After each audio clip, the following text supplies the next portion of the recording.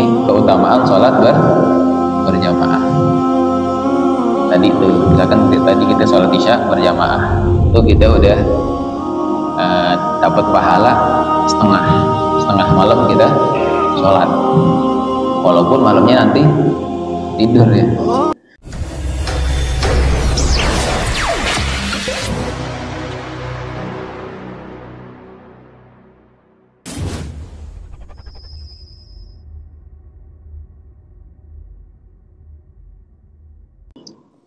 Bismillahirrahmanirrahim. Alhamdulillahirabbil alamin. Wassalatu wassalamu ala habibi rabbil alamin. Sayyidina wa habibina wa syafi'ina wa nuri qulubina nabiyyina Muhammadin wa ala alihi wa sahbihi ajma'in wa la hawla wa la quwwata illa billahil aliyyil azim. Subhanaka la ilma lana illa ma 'allamtana innaka antal alimul hakim.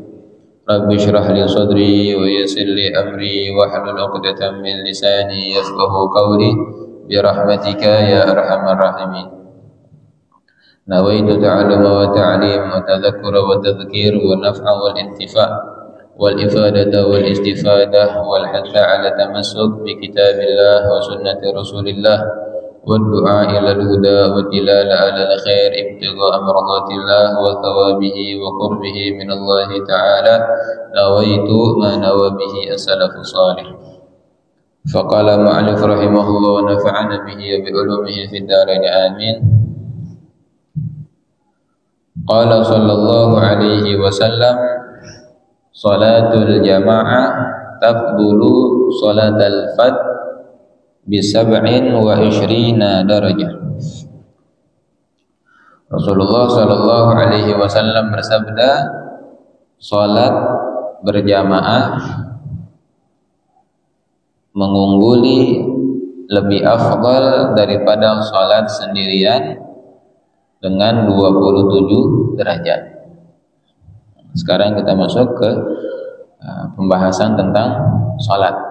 Di sini ada hadis tentang sholat berjamaah. Sholat berjamaah itu pahalanya dibandingkan dengan sholat sendirian itu lebih banyak ya. Di antaranya yang ini ya, sholat berjamaah itu lebih afdal daripada sholat sendirian dengan 27 derajat. Jadi kalau kita sholat sendiri dapat 1, kalau kita sholat berjamaah dapat 27.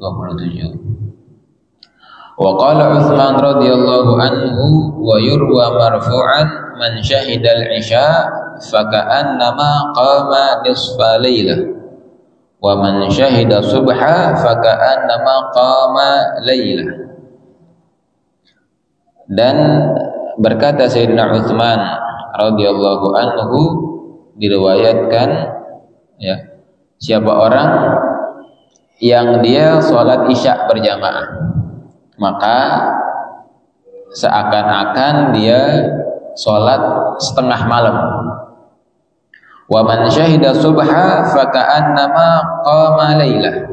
Dan siapa orang yang sholat subuh maka seakan-akan dia sholat semalaman suntuk ya.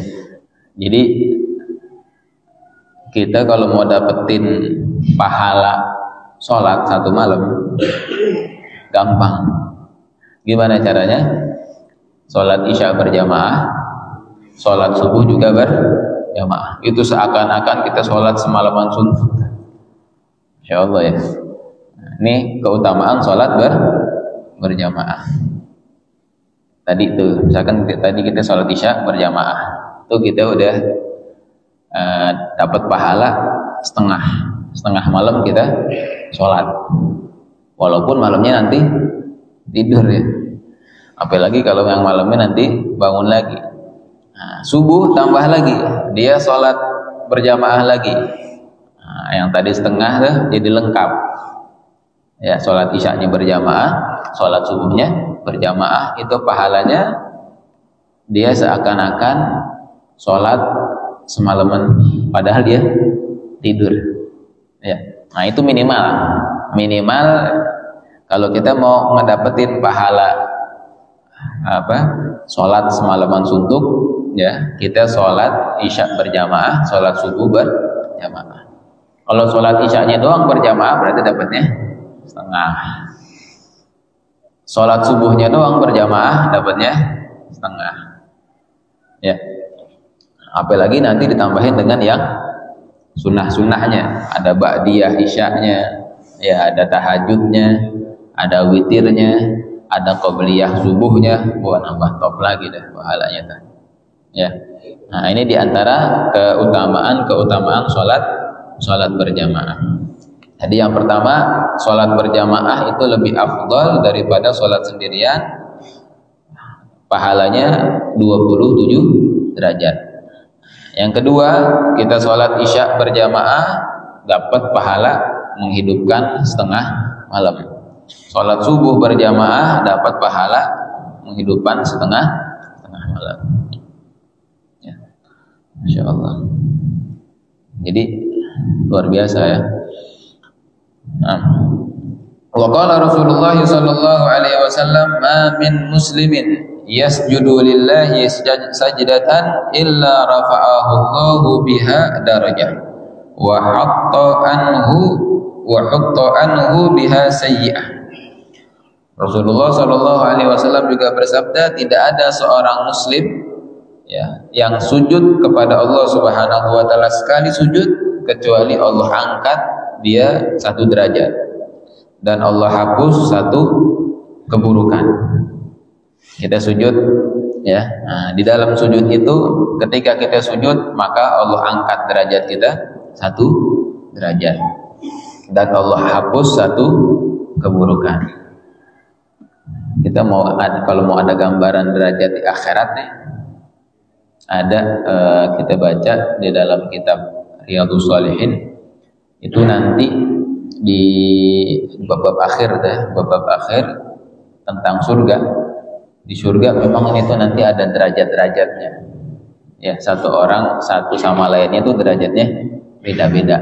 Kalau di dunianya ada pangkat-pangkatnya dah. Ya, ini pangkatnya, ini pangkatnya ya. Ada pangkat-pangkatnya. Semakin tinggi pangkatnya biasanya semakin gede gajinya. Iya. Jadi nggak dilihat dari kerjaannya semakin capek, enggak. Semakin tinggi pangkatnya dia semakin gede. Di akhirat begitu. Ya. Di akhirat semakin tinggi pangkat kita, semakin tinggi derajat kita, semakin lebih lagi kenikmatan yang Allah kasih. Di dunia di surga udah nikmat. Tapi kalau derajat kita lebih tinggi lagi, itu lebih nikmat lagi. Nah, Imam Ghazali ini beliau selalu mengajarkan, jangankan di kitab Ihya-nya, di kitab Bidayatul Hidayahnya aja beliau bagaimana tuh caranya kita berlomba-lomba biar tinggi-tinggian pangkat tapi bukan di dunia, tinggi-tinggian jabatan tapi bukan di dunia, tapi tinggi-tinggian derajat, tinggi-tinggian pangkat, tinggi-tinggian jabatan di akhirat. Ya. Nah, gimana caranya? Itu dia. Dengan kita memperbanyak ibadah. Semakin banyak ibadah kita, semakin naik derajat. Semakin banyak ilmu kita, semakin diangkat derajat. Makanya kalau kata beliau di dalam kitab Bidayatul Hidayah itu, yang penting di dunia ini cuma 2 katanya.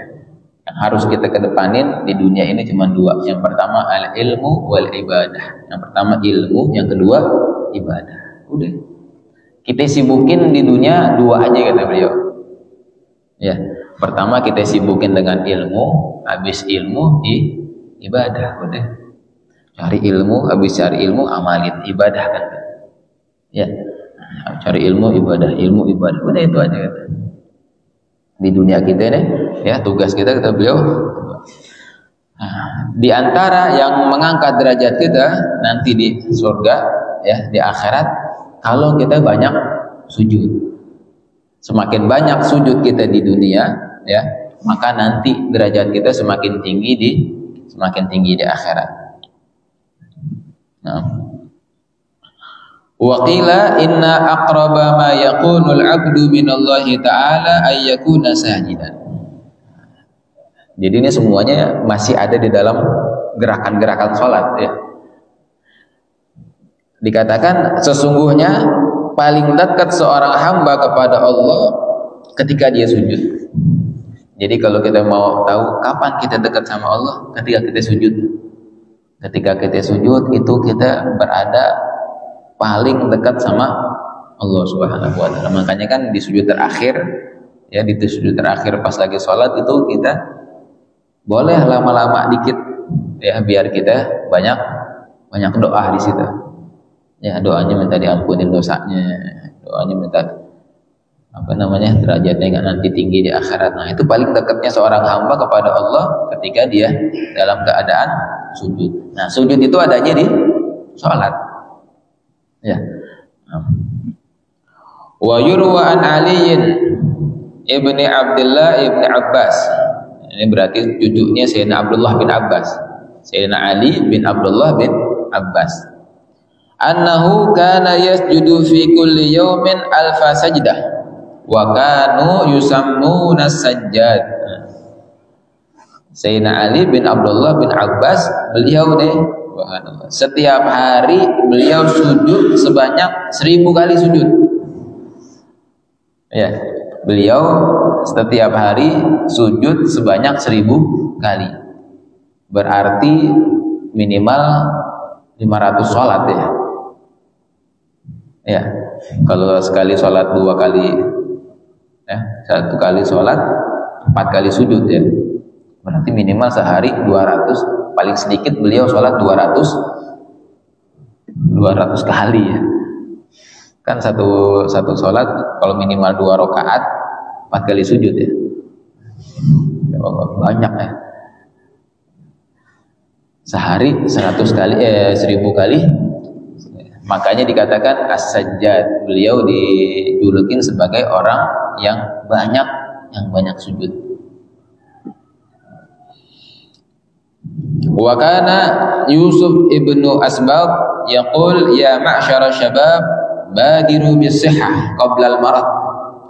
Fama baqiya ahadun ahsaduhu illa rajulun yatimmu ruku'ahu wa sujudahu wa qad hila baini wa baina dzalik.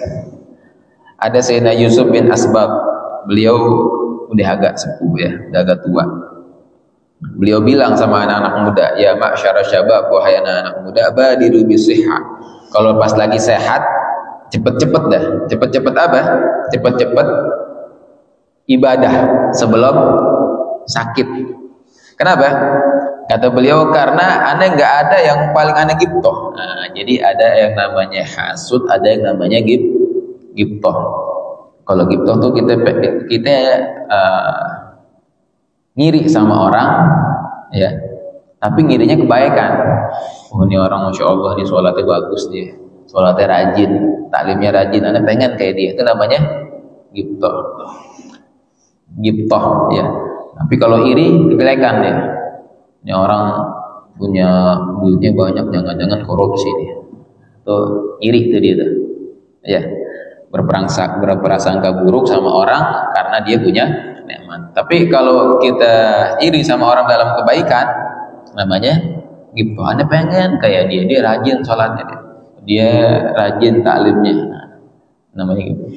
Kata beliau, nggak ada orang yang paling aneh iriin. Kalau aneh ngelihat anak muda, dia sujudnya, rukuknya rapi, dia sujudnya rapi, sempurna sujudnya, rukuknya juga sempurna. Kenapa ya? Karena kalau udah tua udah nggak bisa. Ya, udah tua rukuk sebentaran aja, aduh berasa dah. Sujud sebentaran aja, berasa. Pengen buru-buru. Ini pesan buat anak muda nih ya. Anak muda, kata beliau, kalau bisa ibadah di masa muda itu paling nikmat.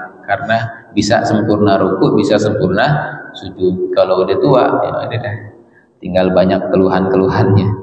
Ya, tapi ya alhamdulillah daripada mudanya nggak sholat, muda tuanya juga kagak.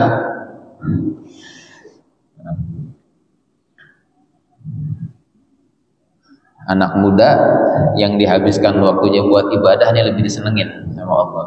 Ya kalau orang tua kan ya emang udah pantas. Justru kalau orang tua nggak ibadah nih, Anda tanya nih ya, udah tua nggak? Ya. tua udah 40 ke atas, udah 50 masih aja ya. Mau nunggu apa lagi ya? Kan udah ada tanda-tandanya. Tadinya hitam jadi putih. Ya itu udah ada tanda-tandanya. Wah ini udah. Nah, ketika itu, ketika di masa tua kita habiskan dengan ibadah, insya Allah. Nah ini yang digibtohin sama Sayyidina Yusuf bin Asbat, karena beliau udah umurnya udah sepuh juga ya, ngiri sama anak-anak muda. Wa qala Abu Hurairah radhiyallahu anhu aqrabu ma yakunul 'abdu ila Allah idza sajada fa aktsiru du'a inda dzalik. Nah, ini kata Sayyidina Abu Hurairah, yang paling dekat seorang hamba sama Allah itu ketika dia sujud, maka perbanyak doa di waktu sujud. Apalagi kalau kita sholatnya sendirian. Kalau kita lagi jadi imam, ya jangan lama-lama banget juga, kita kesianan. Yang di belakang yang ntar bilang ini nggak bangun-bangun, apa jangan ya. Kalau agak lama dikit nggak apa-apa. Nah, ini yang perbanyak doa di situ, kayak kita lagi sholat sendiri. Ini khusyuk aja. Nah, kita banyakin doa, tapi doanya jangan dunia doang, ya. Doanya yang akhirat. Lagi puyang-puyangnya doa. Ntar udah dapat hilang lagi deh. Doanya kita minta diampunin dosanya, ya kita bisa ntar meninggal husnul khatimah, ntar dapat kenikmatan di surga. Nah ini doa-doa yang biasa.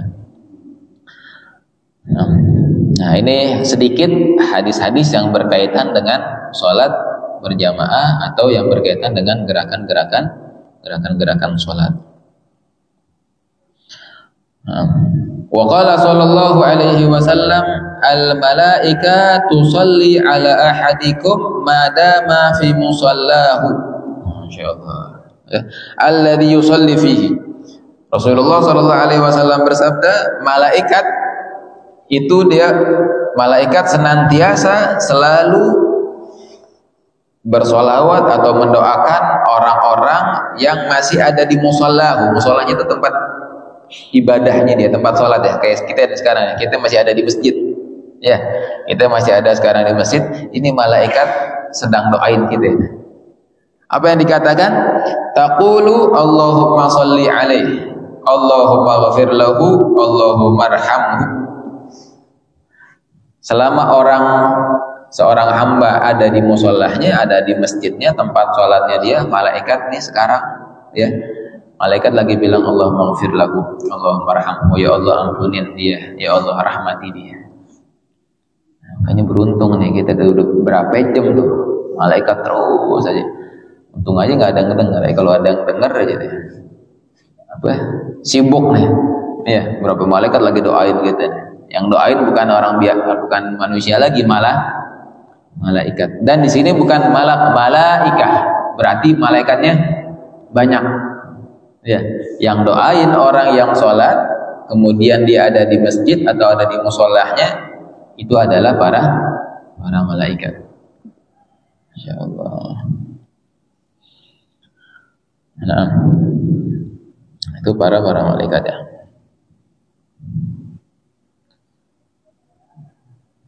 Makanya beruntung orang-orang yang betah di masjid.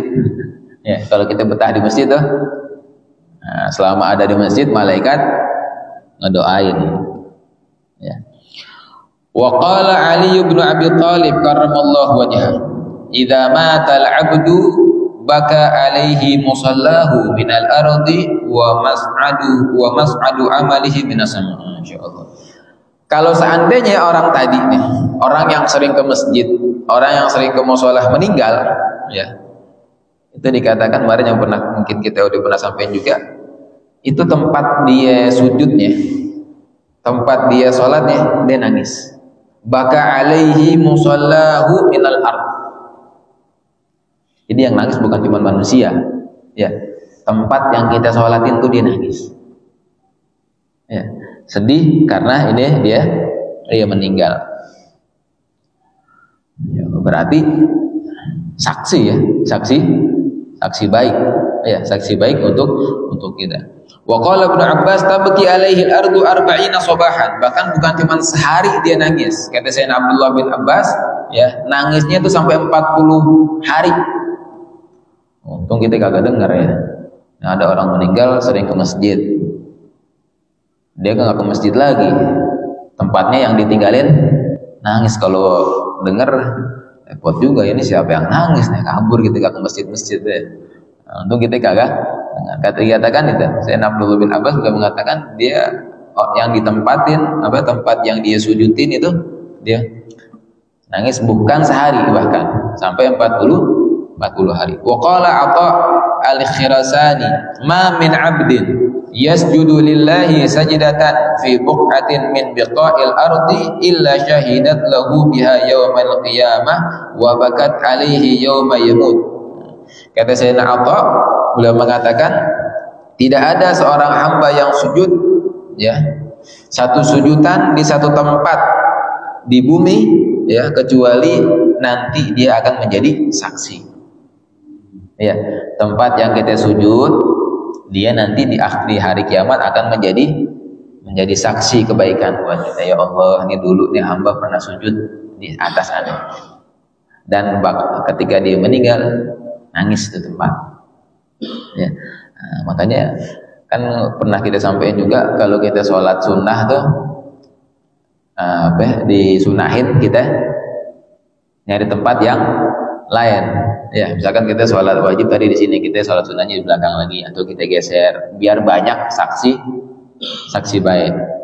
Ya. Nah, bahkan bukan cuma sholat aja deh. Wa qala Anas bin Malik, ma min buq'atin yadhkurullah azza wa jal 'alaiha bi salatin aw dzikrin illa iftakharat 'ala ma haulaha minal biqa' wastabsharat bi dzikrillahi azza wa jalla ila muntaha min sab'i ardin. Kata Sayyidina Anas bin Malik, tidak ada satu tempat yang ketika dia ada di tempat tersebut dia sholat atau dia zikir. Ya, dia ada satu tempat dia sholat atau dia zikir.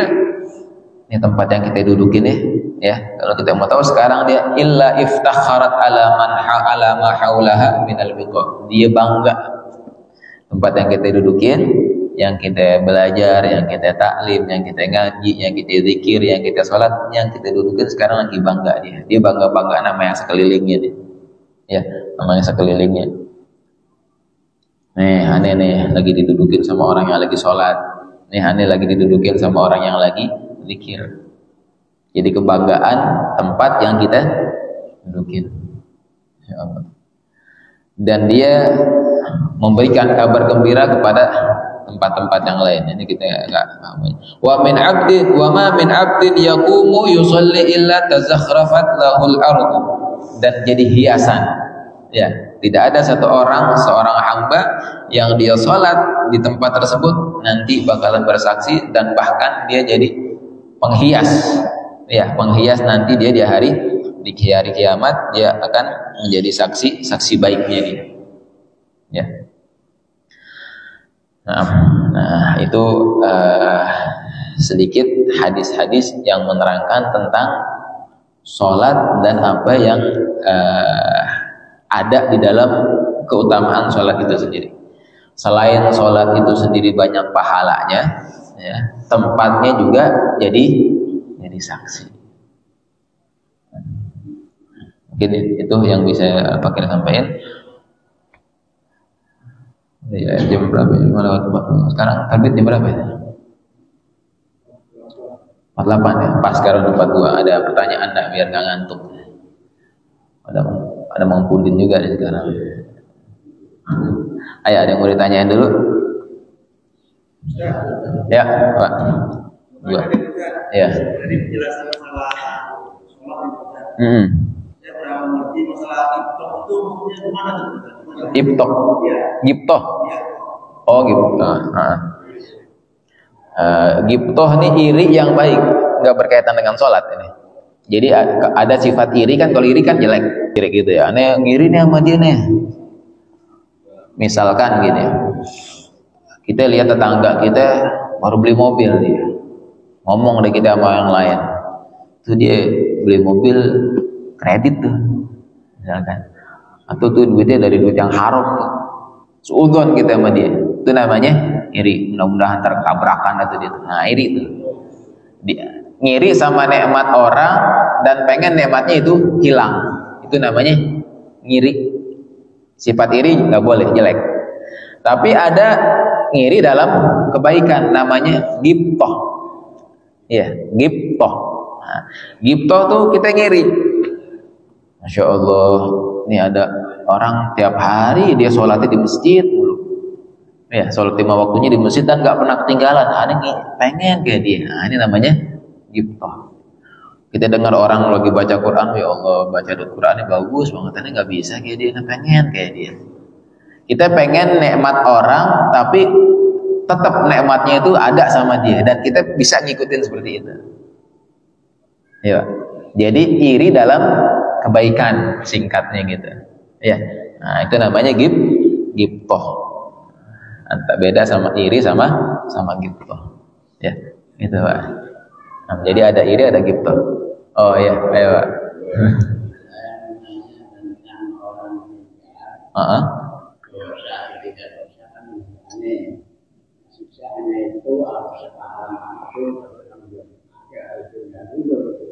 Oh iya. Dia meninggal masih bawa dosa. Oh, siksa kubur sekarang apa entar ya? Iya. Memang apa namanya, dibilang tuh kuburan itu adalah pintu pertama ya, penentu. Makanya dikatakan ketika kita masuk ke dalam kuburan itu sebenarnya penentu kita nanti ke depannya baik apa enggak. Makanya kan ada doa tuh, Allahumma ja'al qabrahu rawdah min riyadil jannah wa la taj'al qabrahu hufrah min hufarin niran. Ya Allah, jadikanlah kuburan ini sebagai taman-taman surga. Ntar ke depannya dia bakalan masuk surga. Ini baru di tamannya nih, pembukaannya. Jangan dijadikan sebagai lubang. Hufrah itu lubang dari lubang-lubang neraka. Belum ke nerakanya tapi udah ada di lubangnya. Ya. Kalau seandainya ada seseorang yang dia meninggal dunia, dia masih bawa dosa. Itu disiksanya kapan? Sekarang pas dia meninggal, apa entar hari kiamat? Pas dia meninggal itu DPI. Ya, makanya kan ada yang namanya siksa kubur. Siksa kubur itu ada. Makanya itu dia. Yang paling ditakutin sama para ulama, sama orang-orang soleh, cuma satu. Jangan sampai ketika beliau meninggal masih bawa dosa kepada Allah. Makanya yang dimintakan gitu terus, ya Allah ampuni dosa-dosanya, ampuni dosa-dosanya. Yang minta nggak ada. Kalau kita kan yang minta banyak gitu ya. Ya Allah pengen nih. Kebanyakan yang diminta. Kalau orang dosa enggak minta. Di antara doanya itu Allahumma la tada'lana dzanban illa ghafartah. Ya Allah, jangan kau jadikan aku ada satu dosa aja kecuali engkau maafin. Soalnya kalau kita bawa satu dosa, takutnya kita disiksa dalam kubur kalau belum dimaafin sama Allah. Makanya iya, ngerem. Iya, gitu ya. Nah, jadi pas masuk itu. Nah, tapi ada keutamaannya umat Nabi Muhammad, ada kelebihannya. Kelebihannya apa? Waktu itu pernah kita sampaikan juga, ada orang yang masuk dalam kubur, dia banyak bawa dosa. Tapi pas keluar dari kubur, dosanya udah diampuni. Gimana caranya? Kita banyakin doa buat dia. Banyakin istighfar buat yang meninggal. Ya. Oh, berarti yang pas orang meninggal banyak dosanya udah nggak usah didoain lagi. Justru dia butuh sama doa. Ya. Butuh sama doa, banyakin doa buat dia. Kesian dia. Ya, mudah-mudahan dengan doa kita dosanya dia diampunin dan adabnya di stop. Nah, dia diampunin dia udah di stop gitu. Ya. Nah, apalagi kalau punya anak yang soleh dia. Wah, Masya Allah. Kita meninggal punya anak soleh, tiap hari doain, udah enak lah. Yang tadinya banyak dosa kita istighfarin terus sama anak. Masya Allah deh. Doanya dosanya diampunin. Ya, kan paling kagak yang kita harapin yang ingat sama kita anak. Iya, orang lain belum tentu. Ya. Gitu ya. Ya. Ada lagi? Ayo.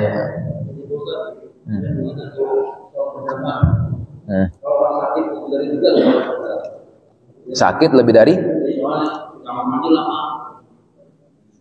Jadi terlalu penyakit, prostat, kolit gitu kan, namanya. Sholat gimana?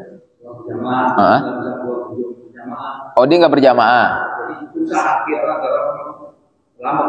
Oh iya, dia nggak berjamaah karena sakit.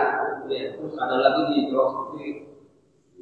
duduk atau akhir tuh rukun kan, yang duduk Iya, duduknya.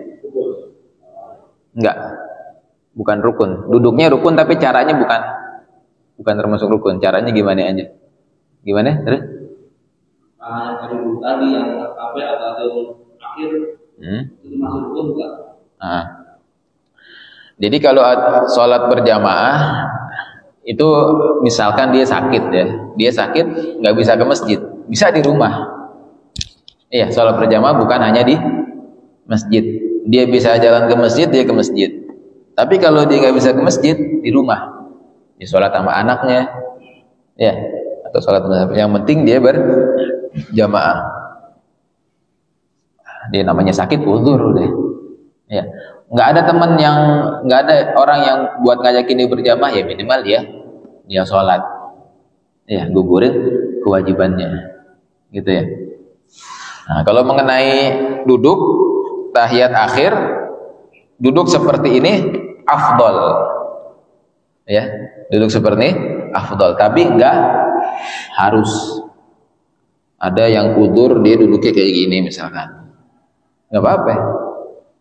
Duduknya itu rukun, duduknya, tapi bukan caranya. Ya, duduk tahiyat akhirnya itu rukun. Al-qu'ud di tasyahudil akhir. Ya, duduk untuk tasyahud akhir itu rukun, duduknya, tapi bukan caranya. Ya, ada yang duduknya begini, ada yang duduknya begini, misalkan ke kanan dia karena dia sakit, atau misalkan ada lagi duduknya.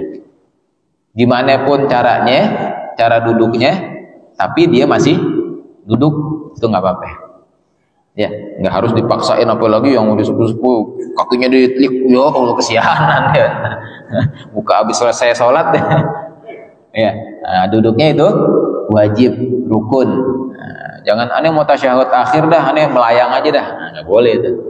Aneh tasyahud akhir tapi aneh diri, nggak boleh. Dia harus duduk. Nah, duduknya itu rukun, tapi caranya bebas. Ya, yang paling afdal tadi. Kalau nggak bisa, yang lainnya nggak apa-apa. Nah, itu apa ya? Ada lagi? Ayo, bang. Orang sakit, tapi tidak masuk dalam top utama, orang yang tidak memberikan masuk dalam Berjamaah. Nah. Seperti inilah kita sebelumnya itu dalam barisan, kondisinya khawatir daripada terjadi yang lain, dan harus kita di sini. Jadi kedua dari sholat, tapi ini berjamaah, dan kondisinya. Iya. Sok udah di sini nih. Di sini masih kosong. Nggak taunya bikin di situ. Selama ada di dalam masjid, itu masih tetap dihitung berjamaah. Ya, nanti ada jarak berapa itu, Al-Fakir lupa, ada jarak berapa, tapi tetap dia dihitung berjamaah. Jangankan di sini, misalkan masih di belakang situ dia ketinggalan, ya, tetap masih dihitung berjamaah. Ya, tetap dapat pahala jamaahnya. Ya. Nah, tapi kalau dibilang afdol apa kagak afdolnya, ya mengurangi. Ya, tapi kalau ada udzur, nggak kayak misalkan nggak bisa berdiri di sini, dia harus nyender misalkan, nah itu nggak apa-apa. Ya, nah, masih tetap dihitung sholat berjamaah, masih dapat pahala berjamaahnya. Ya, jadi nggak usah khawatir, tetap dapat pahala berjamaahnya.